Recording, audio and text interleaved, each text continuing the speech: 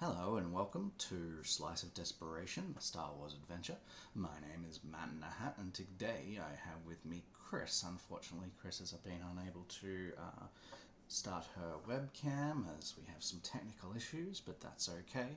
We're going to be talking anyway about her character Mineth and about Mineth's experience with something that she's never really done before, and something that's kind of new, a new idea, I suppose, to her.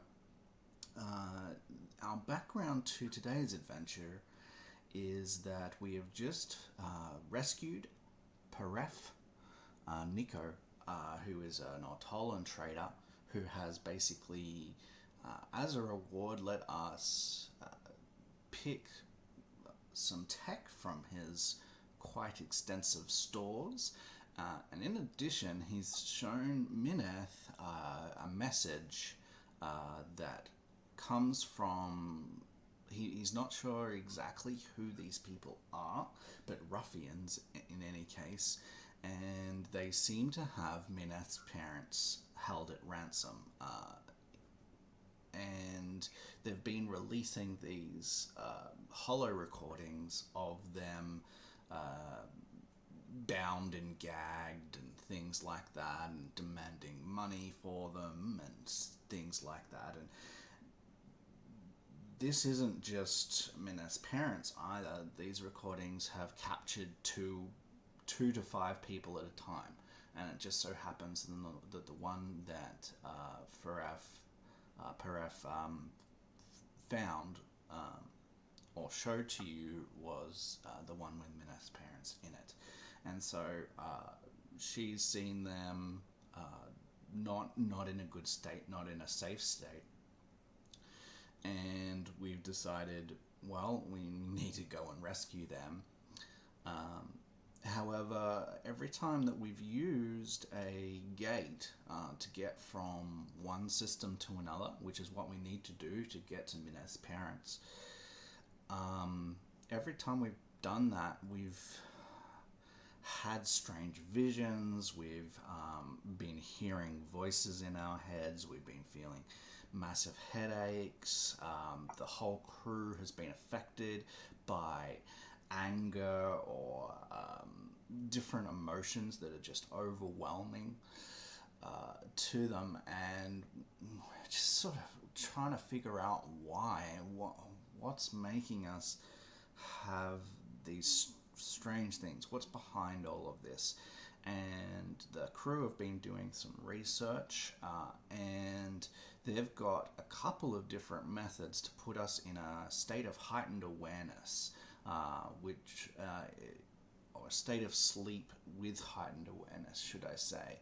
And that would mean that we could start to dream while we used a gate. And apparently, according to them, when we do this, it will then sort of project us somewhere to see what's going on behind the scenes, sort of thing. Because we've only experienced this while we've been jumping through a gate, and we can be sleeping and dreaming while we're jumping. So there's a couple of ways we can do this. Last week, Jeef, in our time, Jim decided that he would have Jeef go into a digital reality, which he basically settled himself in a Bacta tank, which we have on board the ship. He attached a lot of diodes and things to him, and he fell asleep with that and found himself in a digital sort of projection, and basically that is happening while Mineth is doing the same thing, but Mineth might not want to do it in a technological way. What Estelia is doing is she's meditating and she's going into a force-powered dream, into a meditative state. So let me ask you, Chris, for Mineth, and knowing little about these forms of technology and little about what you might experience, and seeing that both Jeef and Estelia are doing this in different ways, how would you want to approach this? Well, I think Mineth is probably not real wild about the digital idea. Right. That's a little overwhelming, maybe to her, and I think she's nervous that that'll actually make the nightmares worse. Mm-hmm. Um, so I think she's thinking something less invasive or a little less technological is probably more her cup of tea, so Okay. to speak. Well, Estelia would take the morning just before we all get hooked up in whichever way we decide to teach you, if you would agree, um, how to center yourself and breathe and sort of relax into a deep meditative state. Yeah, that sounds good to Mineth. That is something she thinks will have value later as well. So um, Right. she would absolutely let Estelia guide her. Right. Um, the way that this sort of happens, and I sort of only want to very briefly touch on this because it doesn't matter too much, but just for to get us into this scene and to sort of set the scene, uh, Estelia would sit down with you. It would be she has a special sort of blanket that she lays down. Um, She puts down some pebbles in a circle around both of you and sort of instructs you to take a seat in there. She asks you to sort of to start with just look down to the ground, to this to the middle of this circle, and she will light a single candle, which will be safe. It's on a plateau. It's not going to be catching on a light or anything, but she wants you to focus on the flame, and she wants you to obviously focus on your breathing in and out, and just become aware of your cadence. And she asks you a couple of very brief questions. She asks you when and where in time you felt the most safe. Hmm. And so Mineth, um, yeah, so back when I was in my later childhood years, growing up with my parents and um, having a family dinner around the table, just kind of having this nightly routine that we went through was always always made me feel safe and comfortable. My parents were there and they were supporting me, and Mm-hmm. we always talked, and we were just a very close family at that time. Okay, excellent. So Mineth will, sorry, Estelia will sort of nod, and she'll just keep on talking in a calm fashion, and she sort of says, um, imagine yourself around that table with, you know, at that time, you're a little bit younger. You see the dishes that have been prepared. You smell the ovens that have just been powered down, and you and you were there. She says, and during this whole time, you're focusing on that candle, you're focusing on your breathing, and you're focusing on these images that you remember and this time that you remember. And what you're sort of experiencing through that is that you're starting to breathe a little slower, breathe a little easier. You're starting to relax, and it seems like perhaps this isn't completely normal, in the sense that Mineths experienced quietness. And perhaps she's even meditated before, but I guess this feels maybe a little deeper than anything that Mineths really experienced before. I don't think it's disquieting to Mineths, especially considering that Estalia sort of primed her and sort of said, this is likely what you'll experience. But just as an aside, it definitely feels a little more real and a little more like fuller meditation than what you've experienced before.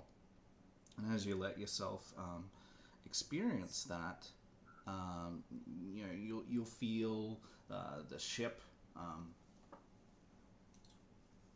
preparing to jump, and Amina says you need to switch off your awareness of your immediate surroundings and become aware of yourself, of who you are.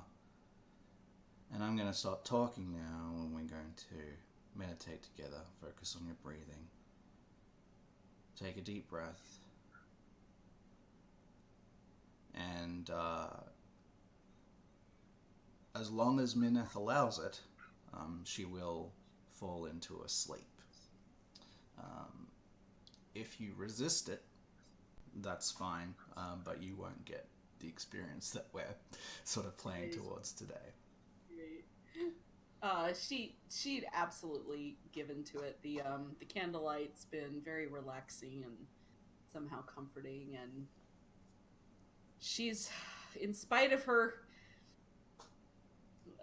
dismay and concern over her parents, she is able to let that sink away. Yeah, and we're heading there. It's not like we can move any faster than what we are.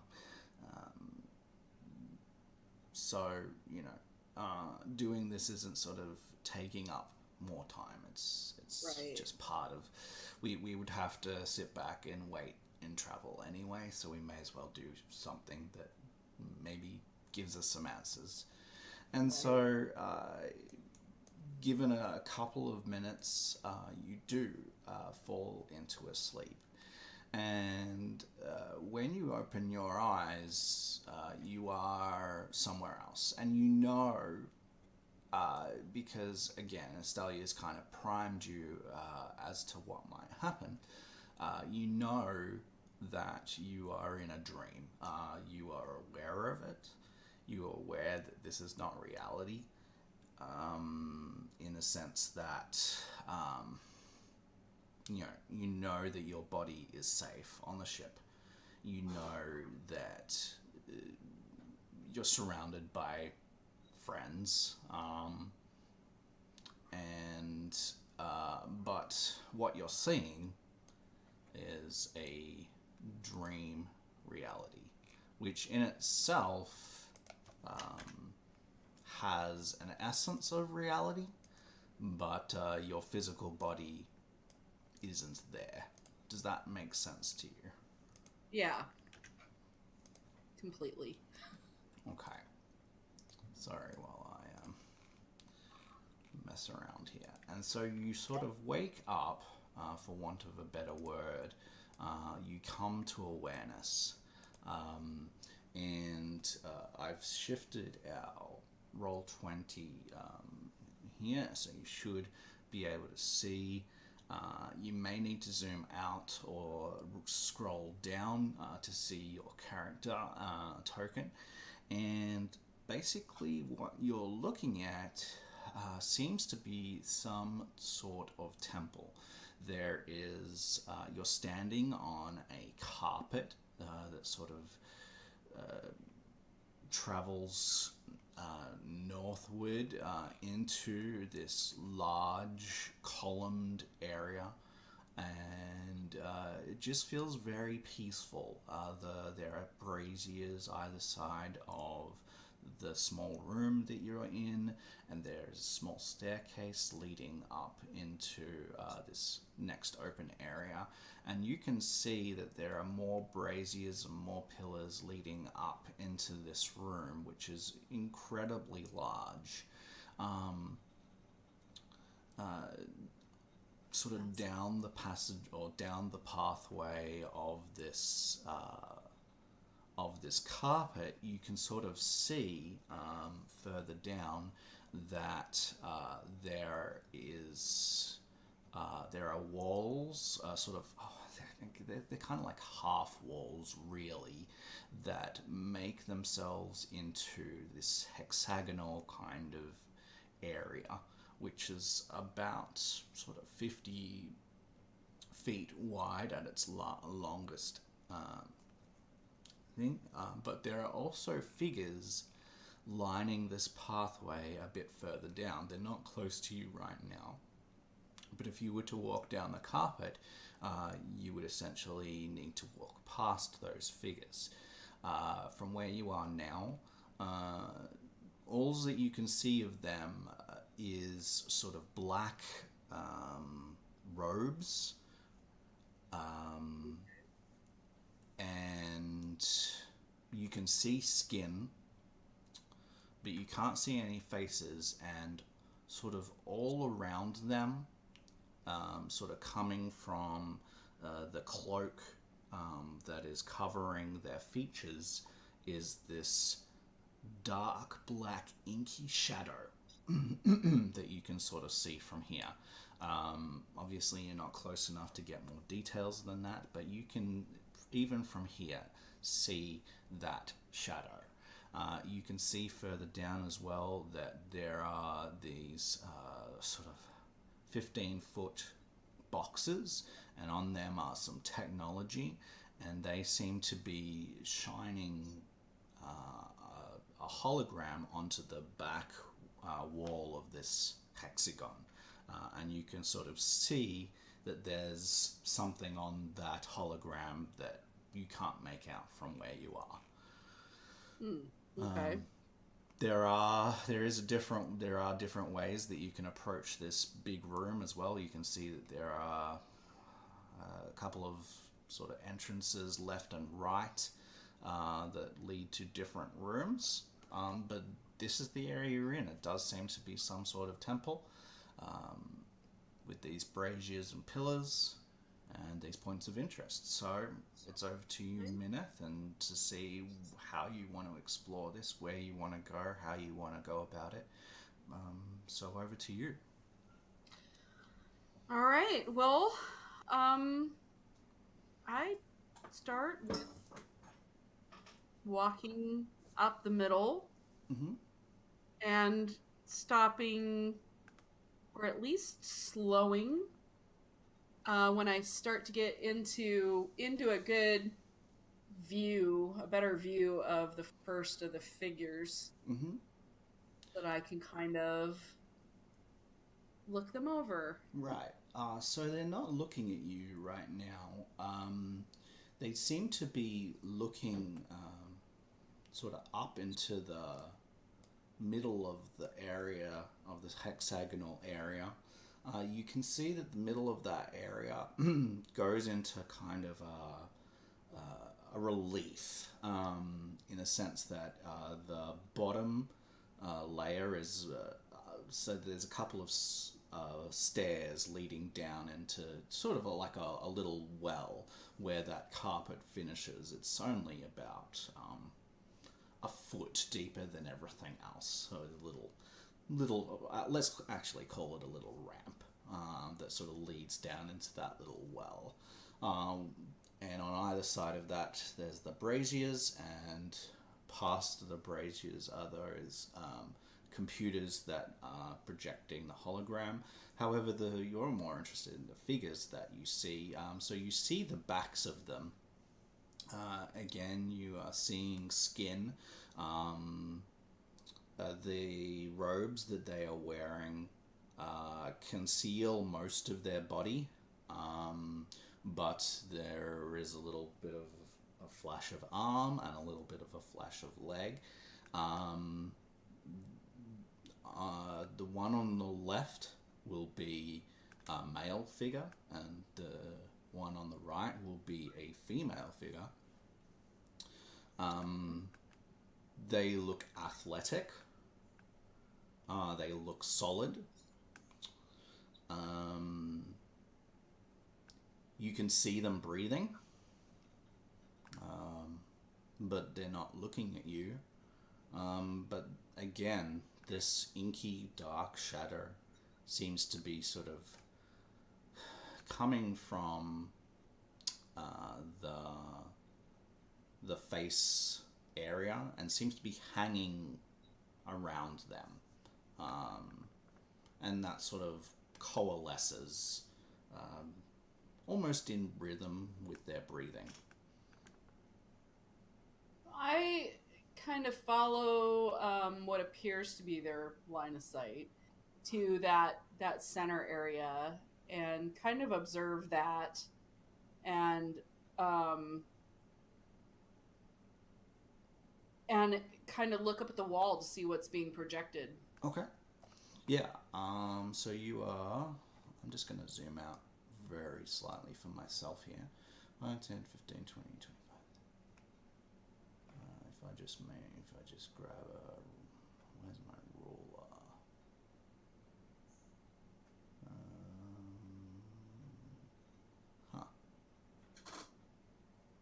Maybe if I think the ruler feature is gone. Anyway, it's a fair distance still. What you can make out from here of the image, it looks to be a planet. Can't really make it out very well. This seems to be very old technology, sort of flickering in and out. I guess the difference between your HD kind of video camera and like an old black and white projector. Okay. Nice. Certainly at this distance anyway.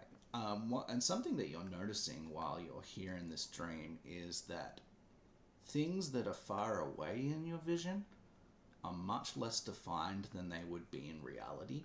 And it's only when you sort of get closer that they sort of clarify and focus. Okay.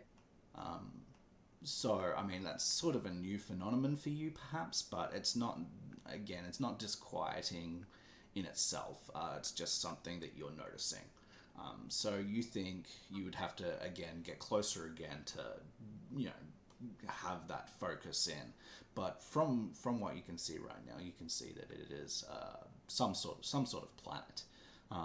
There seems to be movement around it, but beyond that, you can't see what type of ship or what that might be.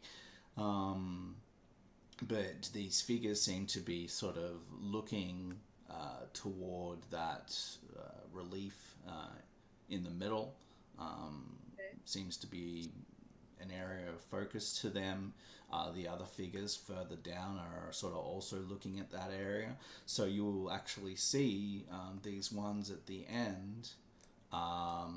They're actually sort of almost faced toward you in the sense that you can actually see the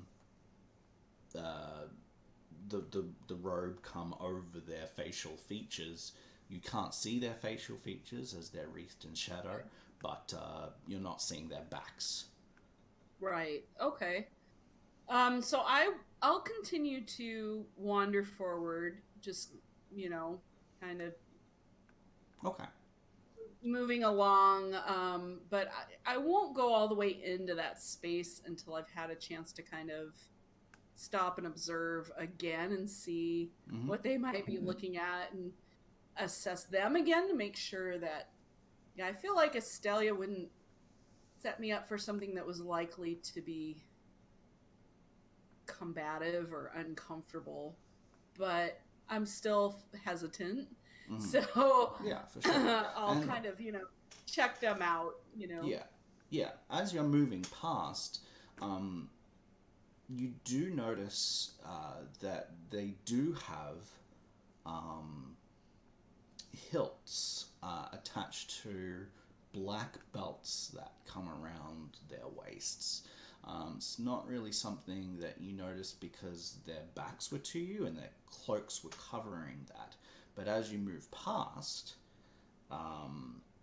you notice that there's like sort of chrome silver hilts.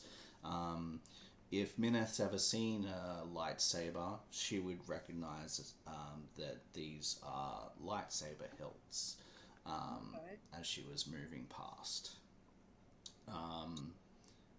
If you didn't look them in the eye area or face, the shadow would not have dissolved. So you would have moved past, you would have acknowledged their existence. They they moved slightly. They stepped out of your way as you were moving through, as you are not wielding a weapon. Okay. You do have your weapon in this dream if you feel that you need it. However, you haven't said that you've taken it out or that you're acting in any way hostile. So they've sort of stepped away from you as you've moved past, and then they've basically resumed their positions. So they have noticed you, but they haven't acted in any way hostile to you either. They've let you pass. Um, there's a there is a disquieting feeling in their manner, in the sense that you don't feel at risk necessarily, but you feel they feel off a little bit to you. Their manner seems disturbed. Not sure what that means just yet. Okay. Um, And then searching my memory, and just, you know, at this point, I think Mineth is trying to. So she has seen. We did interact with that Jedi in the past, so the lightsaber would be recognizable to her. So she's probably, at this point, trying to assess if, she's probably comparing them to him. mm-hmm. And also trying to figure out if there's something about this that's familiar or that she should know about this place somehow. Like she's trying to connect it to anything Right. from the real. Does Mineth have any knowledge about the Jedi Order or about? I don't think she does. I think all she has is well, she does have skills in knowledge lore, so I guess that depends on how much that would be, if that would be part of her typical education, she might know whatever anybody else in the universe or whatever would know. Right. But she doesn't have any specialized knowledge in it, and probably her little bit of exposure to a real Jedi hasn't probably added much to that. Mm, So I feel like unless that's common knowledge, she probably doesn't know a lot about the Jedi. yeah. Um, well, for Chris's knowledge, um, this where you are seems to be some sort of Jedi temple. Um, Mineth Chris, might catch on to this at some point, but she's still a bit unsure. But this is, I guess, Matt's version, or this dream's version of Jedi Temple, nice. and yeah, these figures obviously. And you're saying that you want to sort of compare them a little bit to Skavath. So do you Right. think that you would try and see their facial features to try and compare them, or are you just sort of comparing their figures to his, or I think initial at some point she's gonna try to look in their faces, but I think she's gonna try not to be rude. Like she's picking up on kind of a reverence and that temple feel that you described. mm-hmm. Whether I don't think she'd put two and two together and realize it was a Jedi temple, but Mm, she is probably connecting that the only people she knows that carry lightsabers are Jedi. right? And there is Right? some She's probably symbology. Uh, yeah, you know, I could imagine there being banners. Maybe she might recognize some of the right. iconography, even though the Jedi Order is long gone. That Maybe makes she's seen some history books. maybe comparing like his. I'm thinking comparing his like his garb, his Right. robes or whatever to Yeah, what they're wearing, kind of similar, or is this like it's similar in function, but not similar in form. Uh, Certainly, Skavath was wearing sort of armored robes. Um, okay, and these Jedi here, the garb is completely black, um, which is definitely different to Skavath. And what's more, they're kind of more sleek and form fitting than his. okay. Um, so they hug a little closer. And what else can I give you?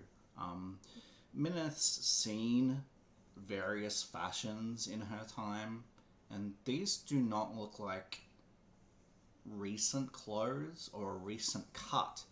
Um, Okay. um, it's sort of one of those things like maybe Mineth wouldn't. Maybe she would sort of go, oh well, they're Jedi, so maybe an old cut makes sense, but something is itching in the back of your brain saying this doesn't. They don't look recent. Uh, they in fact the style of garb that they're wearing. Don't, you haven't seen it, so you think maybe it's old. Cool. Okay. And I think when she, as she proceeds, um when she gets close enough to kind of see the faces of these guys, since they're more facing her, she'll kind of check that out So too. I will put you where you would need to be. Okay. So you would need to come here to see this one, and then you would Okay. need to come here to see that one. Okay. Only Um when you're sort of adjacent to it will the features start to dissolve out of the shadow. okay. Or should I So, say resolve out of the shadow? I don't know if Certainly, though, if you're inside this area, though, you will certainly see that hologram a lot more clear than what you were Okay. seeing it before.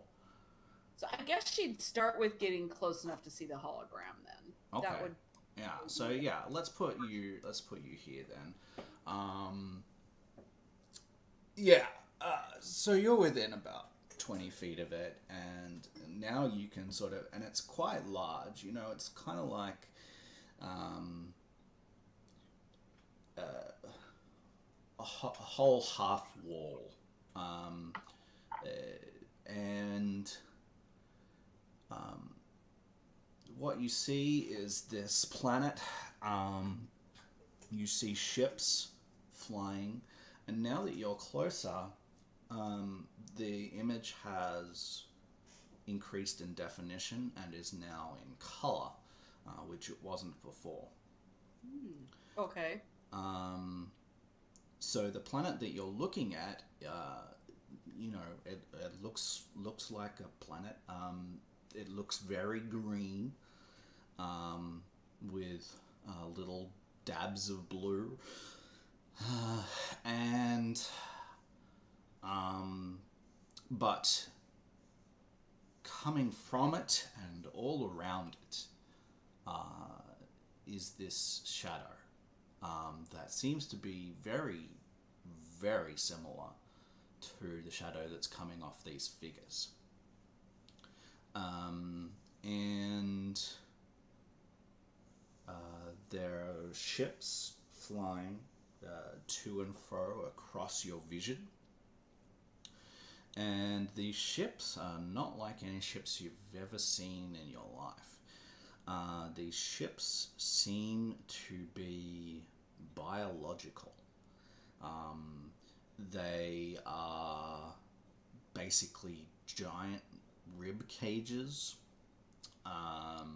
that have skin sort of attached to the outside and sort of connecting each of the bone structures that kind of make up the hull. And this skin is stretched taut, but you can see black veins coursing through and pumping liquid, what looks to be dark, congealed black blood through the skin of this ship. You can't really see inside the ship or the ships, but as you're looking at them, and as that's the area of your focus right this second, they seem to have a rhythm to them. Certainly, this black veiny blood that sort of is pumping through the skin seems to have a rhythm like a heart. They're almost pulsing. Whoa. Okay. And they seem to be flying to and fro, through your vision. Maybe one or two land on the planet. They don't seem to be powered by any technology whatsoever.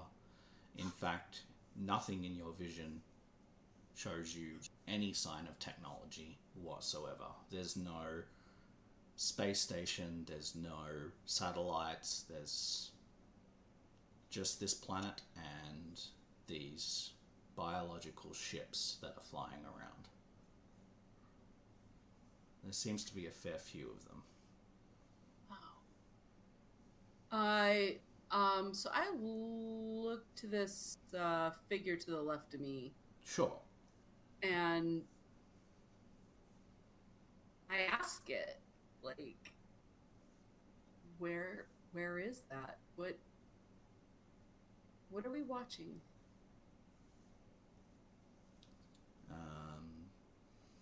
The figure will sort of turn from its position facing this way to face you, and will lift its head, and a face resolves out of the shadow. This face, you were looking at this one, right? Mm-hmm. Yes. This face is wreathed in pain. There's just... You've never seen someone in so much pain than what is in this man's eyes. And you see his eyes. The face resolves.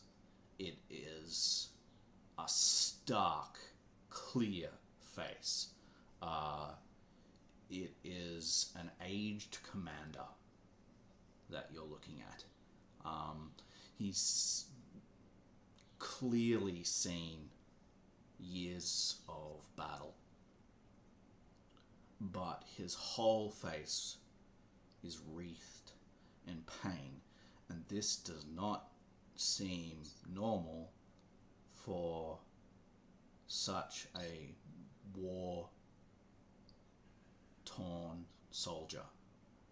They very rarely show their emotions like what you're seeing. And the figure will breathe in, and you will see the chest rise as he's breathing in, and you will see that the wince of pain that sort of ripples through its whole entire body. It's not just the face either. Now that he's breathing in to answer you, his whole body just ripples with pain. And the words that come from his mouth are also just as if someone is barely gripping to life. And he says, trapped. We are trapped.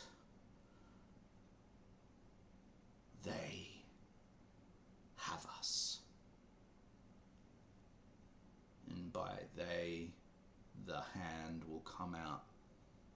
And the arm, when it starts to reach out, you'll see a puff of smoke or shadow come from the sleeve and sort of wreath some of the arm as he points it out towards the hologram.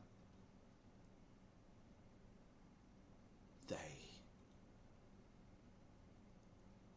have us. Just in this moment, Mineths would understand that she's probably not going to get 100% clear answers. Yeah. One, because she's in a dream. Yeah. And two, because at least this figure is not in good shape. So I'll turn away from that figure, and I'm going to come within distance of this one to the right. Yeah. Before speaking or anything this time, I'm gonna take a good look at their face, or I'll move down here if I need to. Right. So this one is also a male. The face that appears isn't entirely human, but it's near human.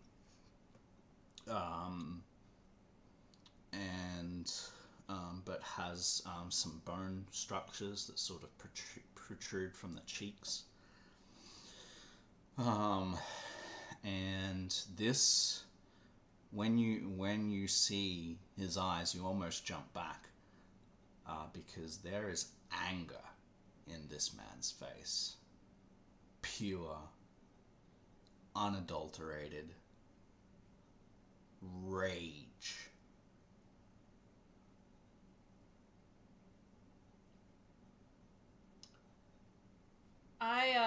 I think I actually do step back, and I want to anger him any further, so I think I'm gonna move on to a different figure, Okay. Yep. and I'll actually come over here and see about this one. Okay. Um, the face resolved to be female.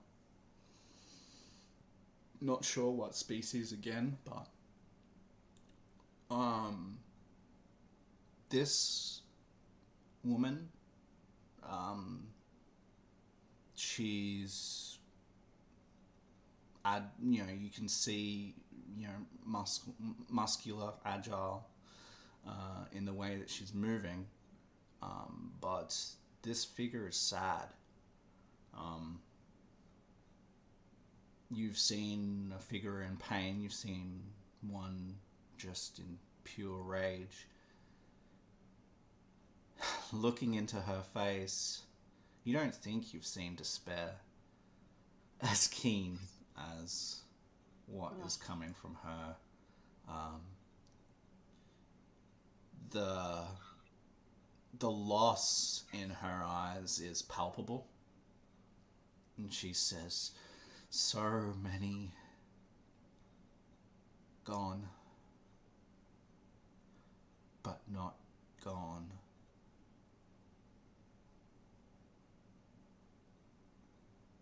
How how can I help? He says, "Don't know if you can. Wait." And you can see as well, it's an effort to speak with you. She says, "Don't have much strength left. They take us." And as she speaks, the one that was raging just screams across the room. And then his whole figure bursts sort of out of him with shadow, and his cloak falls lifeless to the floor. And the shadow within him sort of comes out and then shoots towards the image of the planet that is on the hologram and joins with the shadow of the hologram. And that figure is no more.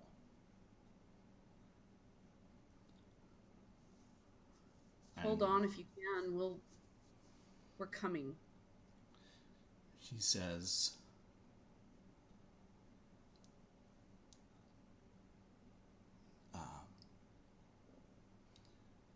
"The navigation will show you where this is. How to make you understand. We are not alive." And just the pause is heartbreaking, right? Like you can feel just all of this pain and sorrow. And she says, "But we are not released. Our spirits are being held captive. We rest while they have us.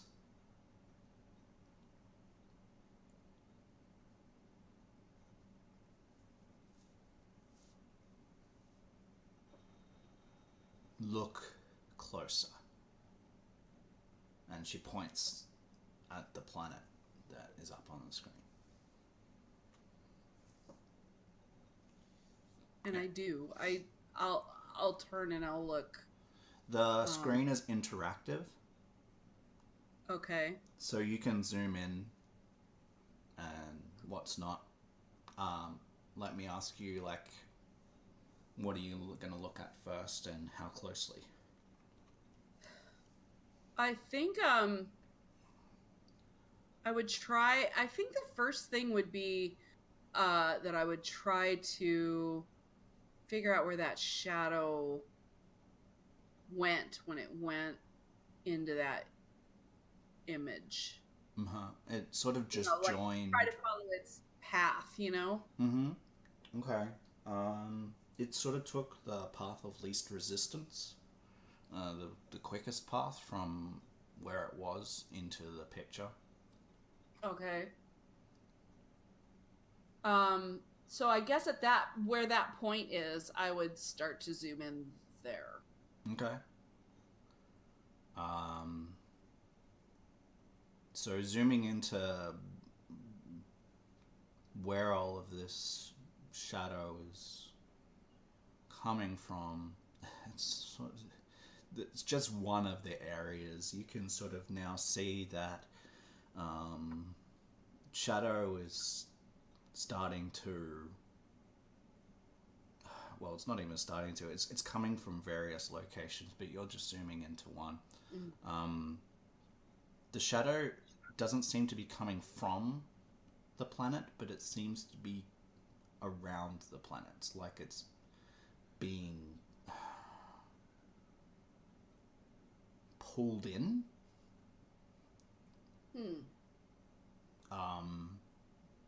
But if you were to look at, say, the landmass around where this area of shadow is, you would see that there's a rhythm to it, and I'm assuming that your gut, and we'll just do this as part of the scene, would zoom out it again briefly, and then you would look at the planet sort of up close, but just so that the whole planet is in your view and nothing else beyond it. And you can see that the planet has a rhythm to it. It's breathing in and breathing out. Wow. This planet is alive.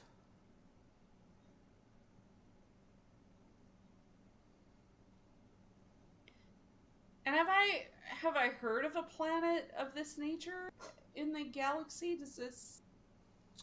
There was one other one. I don't know much about it. Let me real quick just see how recent that was. And where it was.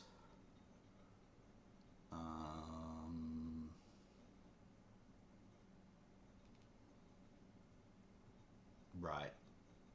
So, no, you have no idea. The other one that I was thinking of is C-137 ABY. We are currently in 1 ABY. So that's not for another 136 years. Oh wow. Okay. So you've never heard or seen a living planet, but it is breathing.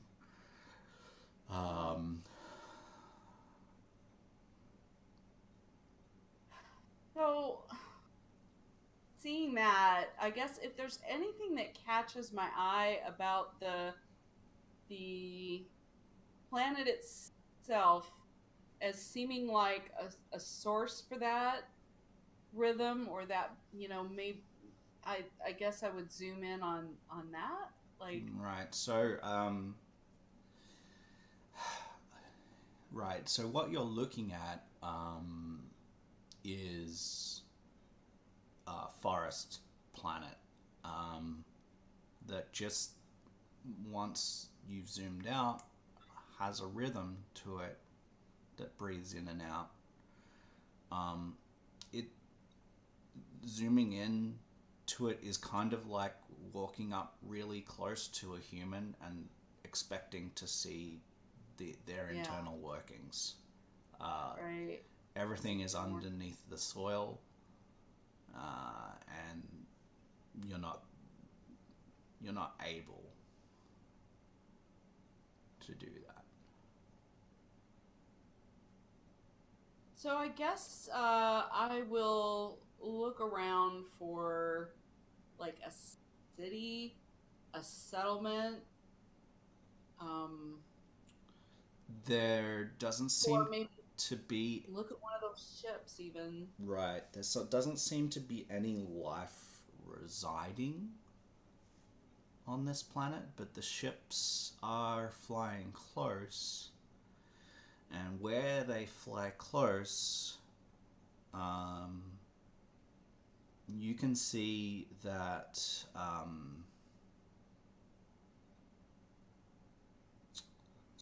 they they pull in shadow from further out, Hmm. um, and they sort of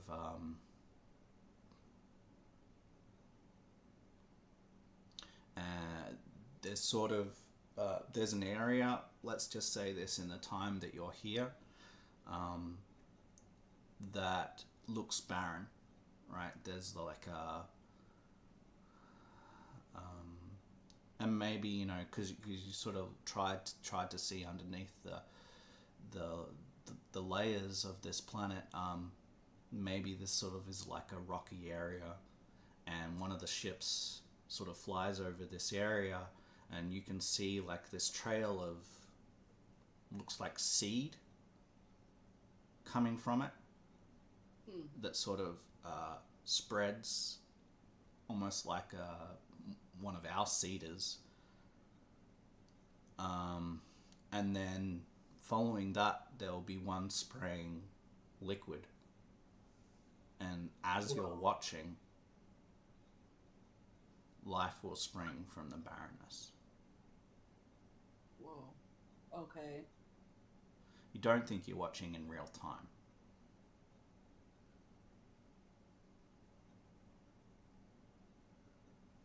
Okay. And I'm also then I'm not. Okay. So I guess the next thing is I would search around to see if there's anything that looks like it's containing these souls.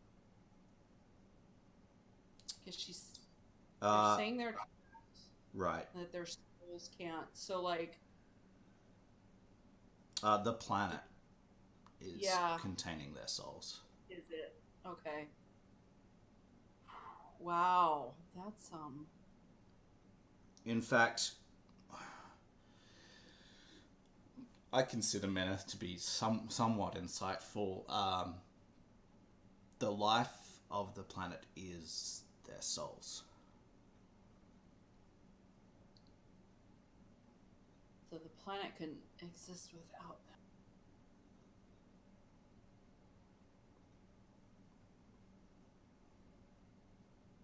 them.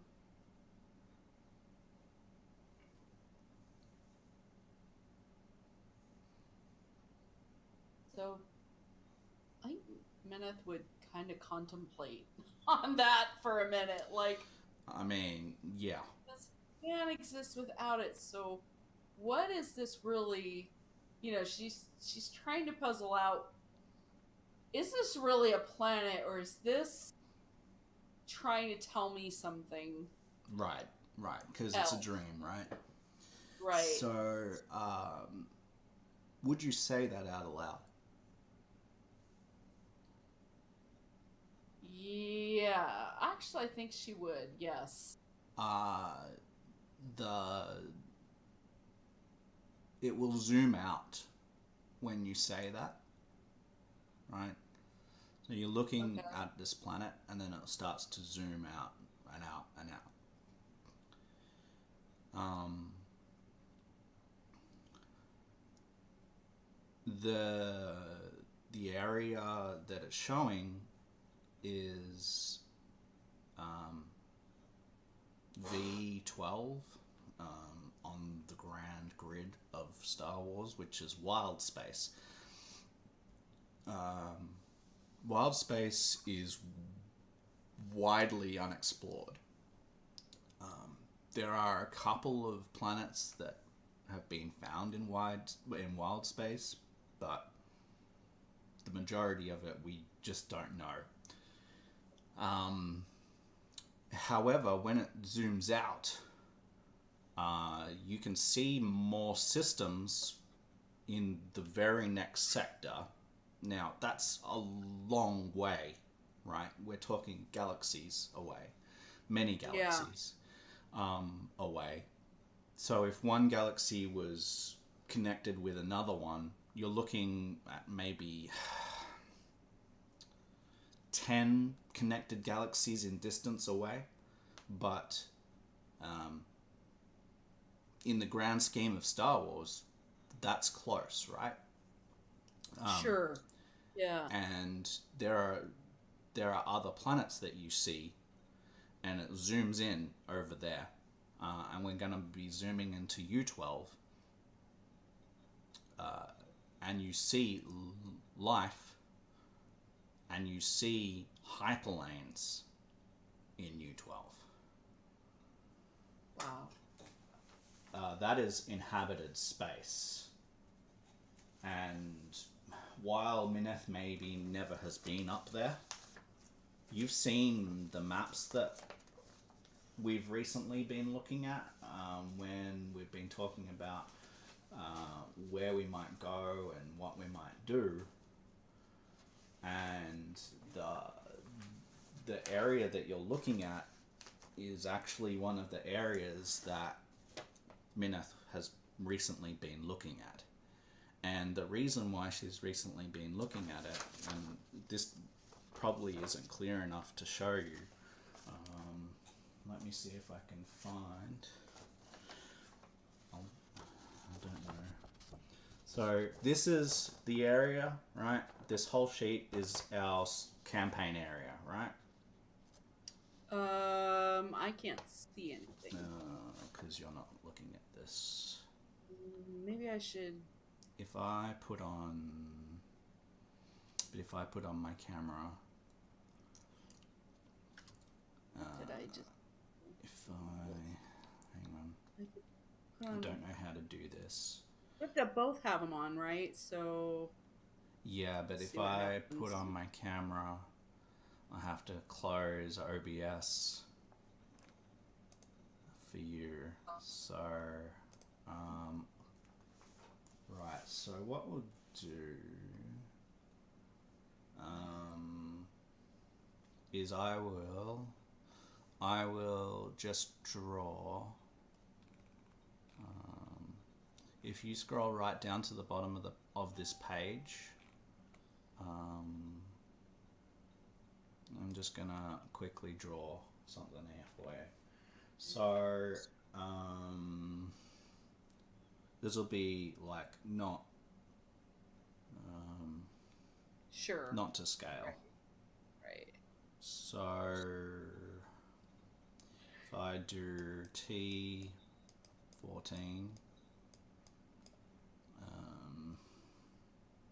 T13, and T12, and I do U12,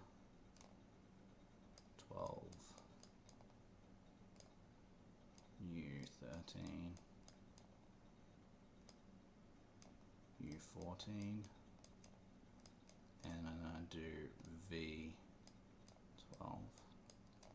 So the planet that you're looking at originally the living one is in V12. In U12 we have, and I'm just gonna make it into a square, into squares. Sorry, these aren't exactly right, That's all right. but we'll just sort of join them like this, right, just to give you some sort of perspective. So it's kind of like this, right, and then I'm going to just change the color, and I'm going to just put in hyperlane here. Hyperlane comes this way,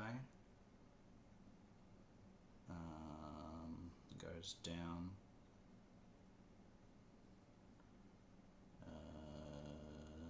not quite like that. So, because that's U12, yeah, so does this, comes down, right, does that, Okay. and does this, and there's another one that sort of intersects like that kind of thing. Now, you've seen this before, Right. and let me put it in blue. You remember that we said that there were a couple of ways that you could get to your parents? Right. This here, a bit further. That there is Regulon, which was one of the planets that we could gate to. And this here is Ryleb, which was the other planet that you could gate to, and your parents are here. Okay. And which one did we decide to gate to? I believe this one, because the one over here is in hot space. Okay. And just as a frame of reference, Tamaz Ann is here.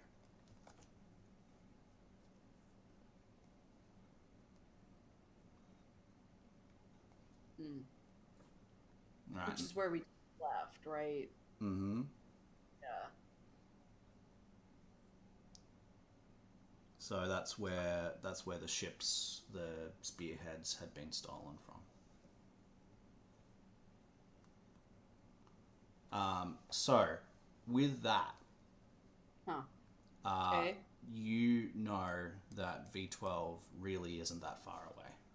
Not in the grand scheme of things. And this planet isn't very far away. And the fact that it's zoomed out seamlessly and then shown you an area of space that you recognize, you're pretty sure it's real.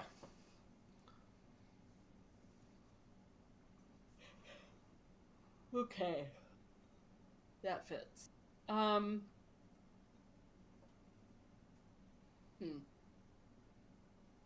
Okay.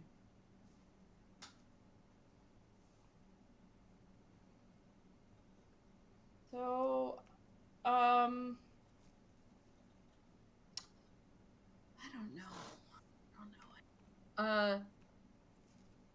I guess at this point, I'll go explore. Now, I think I have to go all the way back here to get around to any of these other spaces, right? Mm-hmm. Yeah. Yeah. So I will make my way back down, and I'll start exploring, I guess, to the right first. The rest. And kind of exploring what else is in that area, hoping it'll tell me something more Yeah. that I can. All right. How long do you have? How long do I personally? Chris has. Yeah.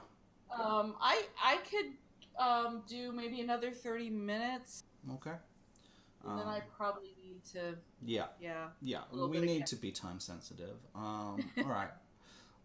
Cool. I just wanted to make sure that we had time to tell you Yeah. what else is around. Yeah, so you can start exploring.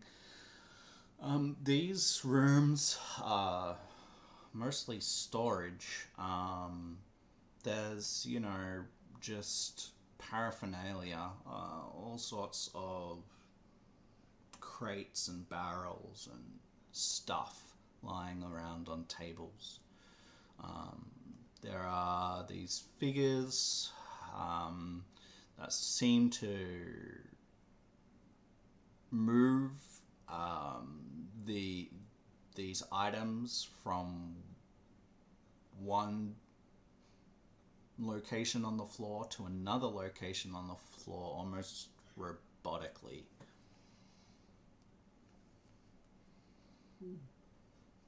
Are any of the crates opened, or any of the containers of any kind, are they open? Yeah, sure. Yeah, you can see what's in some of them. So Um, maybe I'll dig through one or two just to see if that gives me mm-hmm. anything. Um, you'll find some tech that you're unfamiliar with. Um, Seems to be pretty dated. There's like Wait, foodstuffs. with this. There's like, there's foodstuffs that you recognize. It's not completely foreign. But the tech seems old.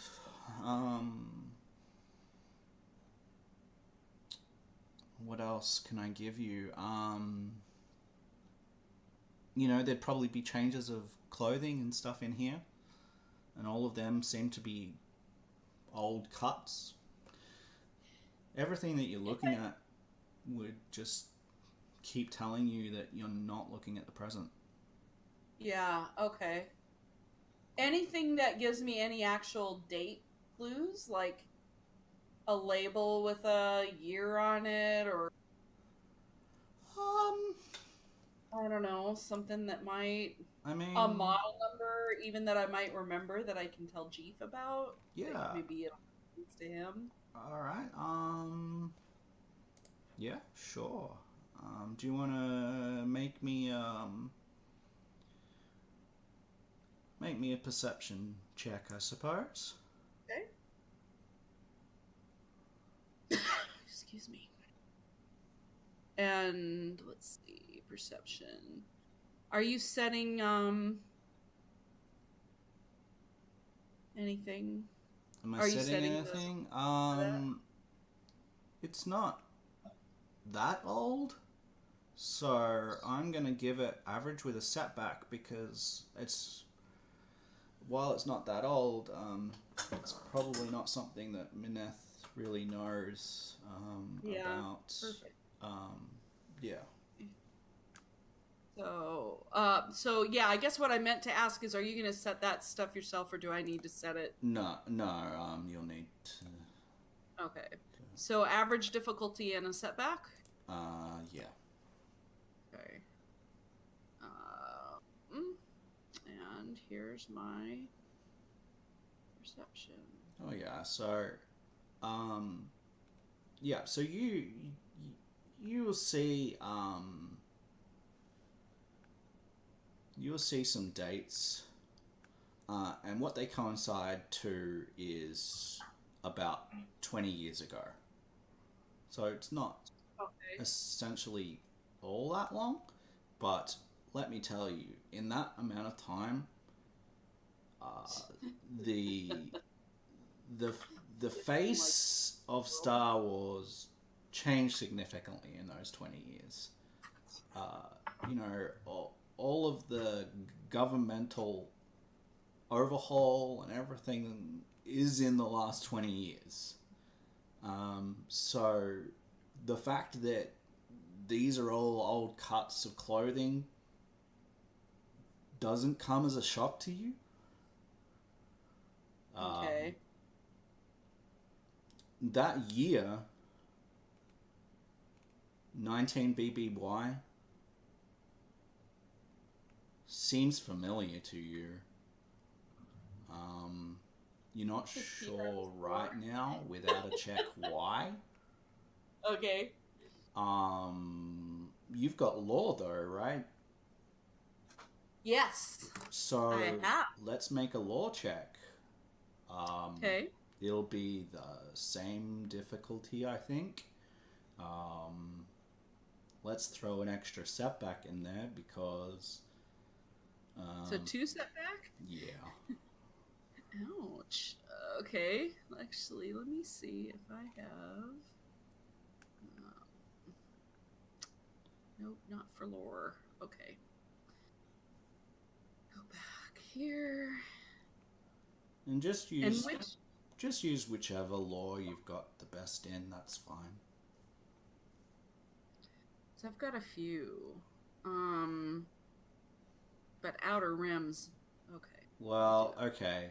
Any law that is not outer rim. Okay. Um. Because this is not outer rim that we're talking about. Well, I mean, I could do straight up lore. Yeah. I could do education. They're the same. Okay. Education Um. sounds good. Let's roll that. Okay. Let's do that one. Okay. Ooh. That's fine. That's fine. Alright, so I'll tell you what you do find and what you don't find, okay? Okay. What you do find is that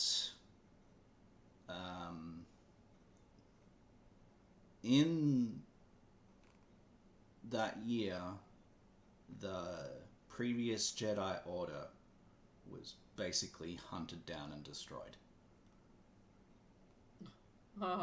Okay. Do you, Chris, know about Order 66? Order 66, right? Right. Okay. So we're talking about Order 66.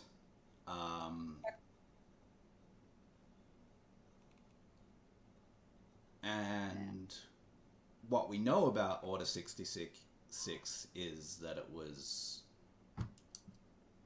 extremely bloody Right. and devastating to not only the Jedi Order, but anyone close to the Jedi Order. Wow. Okay. You're pretty sure, as in Mineth, that everyone here died during that purge. Yeah. And what you don't know is that really anything more about it, about what happened and who did it. You know it was the Empire, right? But yeah. Yeah. So you don't know that it was called Order 66. You just know that the Jedi Order was wiped out and that it was a bloody conflict and that the people here died during that conflict. And somehow their souls were trapped in the process. Yes. Ouch. So their spirits... What she knows from that and what Mineth would actually know do not match. Right. Their spirits have been fed upon for the last 20 years. By the dark side. Right? Oh, okay. So that's why you're not getting much out of them. Because they're fading. They're Oh man. Okay.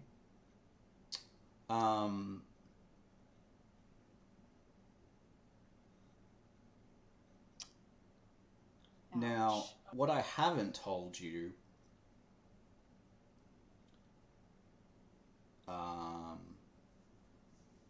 is why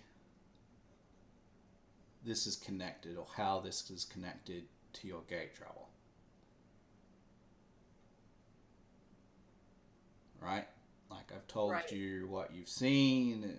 You know, you see this Right. planet. You're like, okay, what has this got to This is do probably with this. anything? This is like a big deal, but I don't. Right. Right?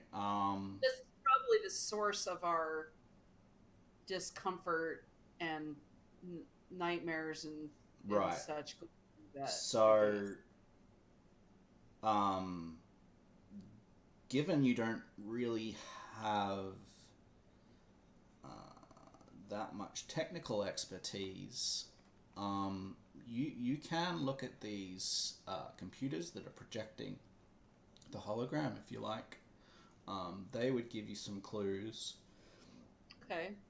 as to how this is all connected. And what you would find, because we're kind of running a little bit out of time, Yeah. um, you would find that somehow this ancient Gree technology that makes gate travel possible is picking up the, I guess, the essence of spirits that have been trapped. It's unclear how, but that's the reality of what's happening. You don't know how it's connected unless we make some fairly difficult checks. If you like, you can try. Um, and, you know, why not while we're here? It would Yeah. be. Um, it will be a Absolutely. computer's check, and we're talking about probably daunting, being normally 4 purple, but I would upgrade to 3 purple and a red. Okay. Uh, and it would be a computer's check. This is gonna be funny. It's possible, so, you know, The- go for it. If you get it, we're gonna have some crazy information to give. I'd rather give you a chance than just say no. Yeah, then just yeah, absolutely. Okay, so let's see computers. I was checking Right. down. Yeah. No surprise Yeah. there, but that's So again, that computer's check says you don't get that bonus information, but what you do get is what I've told you, which is somehow, unclear how or why, the traveling through these gates, and you think that it was unintentional from the great, like, doesn't seem like it would be, you know, part of their design, but for some reason traveling the gates is connecting you to these lost and suffering souls for the brief time that you are in the gate travel. okay.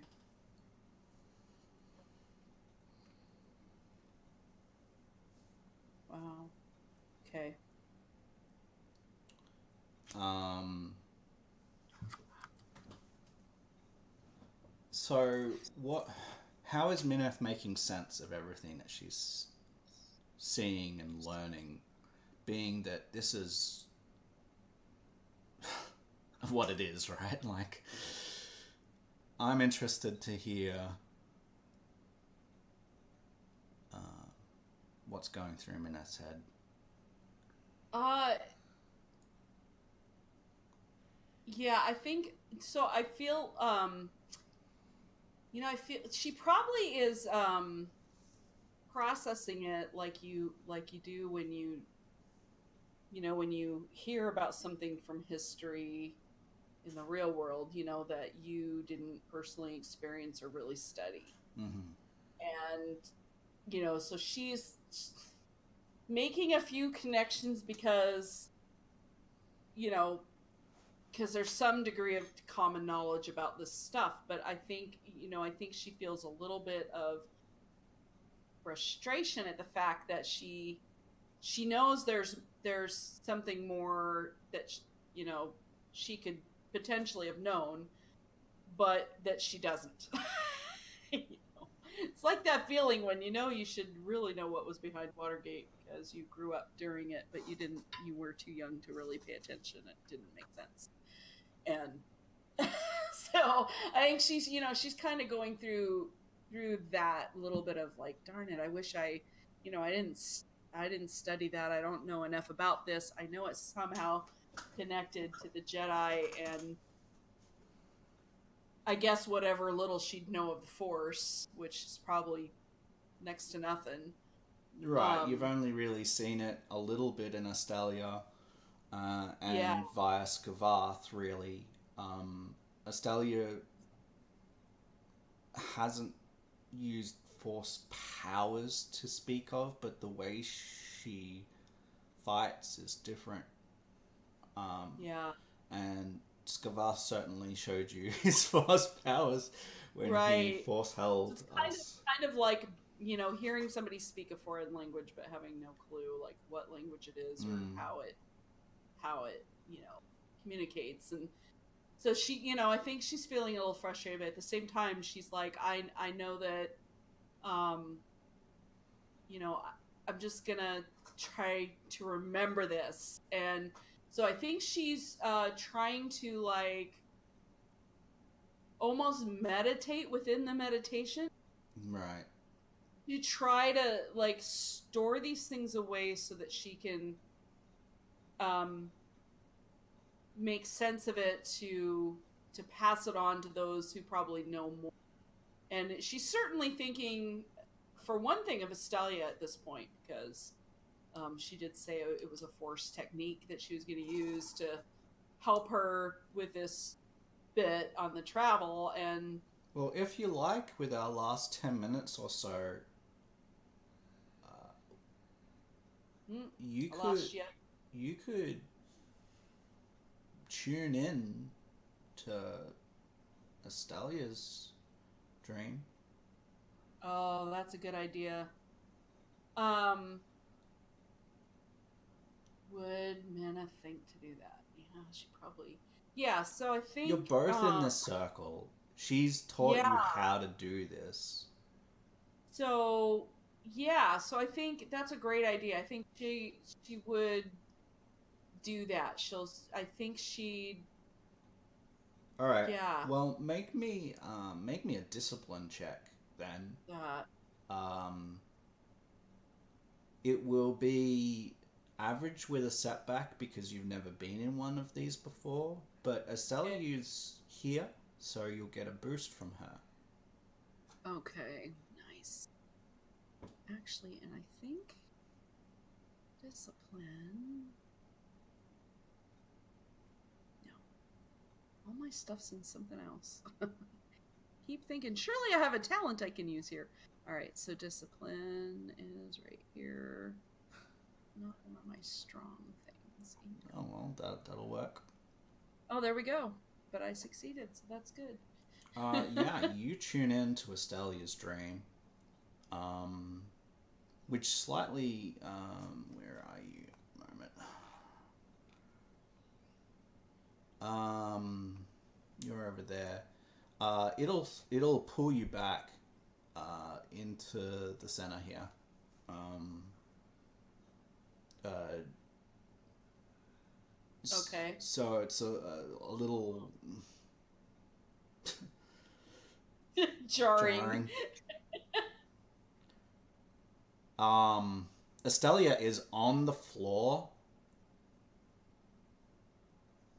uh, on her knees, and she is crying.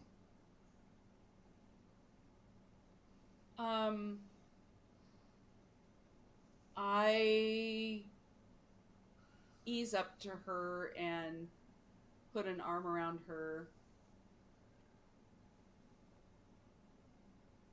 She points Um, at one of the figures in the hall, and she says,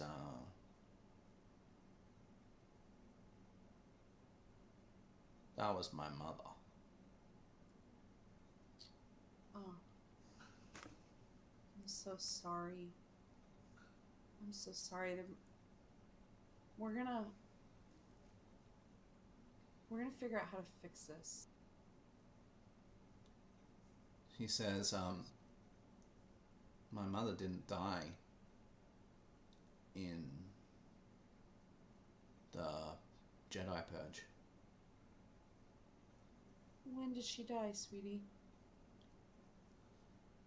Oh, I was just a young girl. I suppose I still am. It was only about 15 years ago, less. Not during the Purge. She managed to escape that. She was hunted down. And you remember a little bit about the bounty hunter that we came across a while back? Mm. It was right near the start of the campaign, I think. It was Jeff Leck. Oh, right. Okay, yeah. You remember that when Estelia saw him, she she went a bit crazy. Just a bit. He was a bounty hunter that was hired to track down and murder anyone, or one of the many bounty hunters that was hired to track down and murder anyone that escaped the Purge. Jeff Lack. No wonder. So, they didn't need a purge to steal these souls. Right. And she says they didn't steal the souls. What Then wasn't how are the Empire? souls trapped? And who's trapping them? She points back at the planet, and you can see that she's zoomed into one of the ships. And she says, "The Yuzan Vong." Yuzan Vaughn. Here, I'll type it in here. It's always good.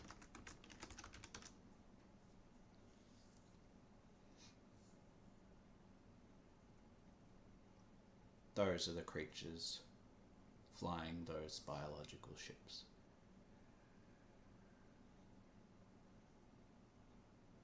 Okay.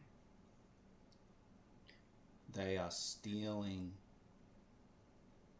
Force spirits and powering their living planet with them.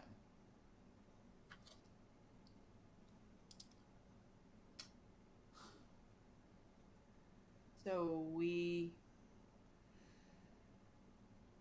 have to take them out to release the spirits? We'd have to And- destroy the planet. Destroy their planet? It's dark, dark stuff.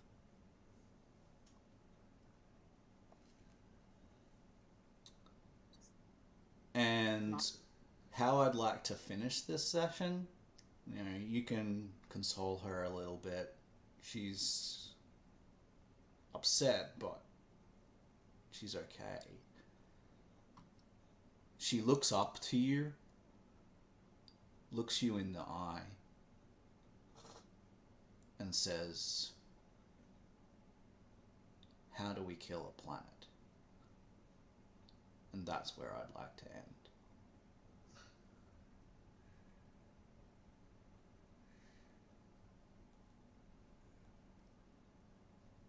So,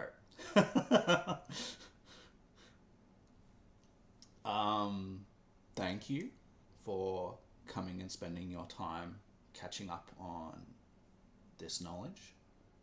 Thank you for playing.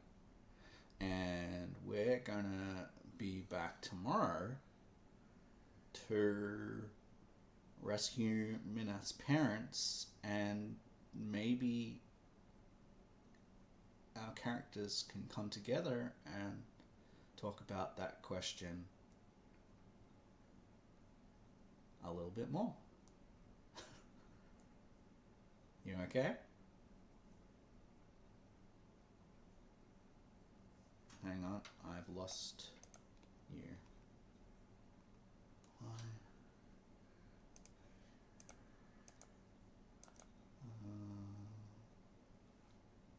1 second. I can't hear you anymore. 1 second. I will just stop the recording and come back to you, and we'll. But for those that are watching, hope you enjoyed this session. It's been good to have Chris with us, and I'll figure out this technical stuff off screen. Bye bye.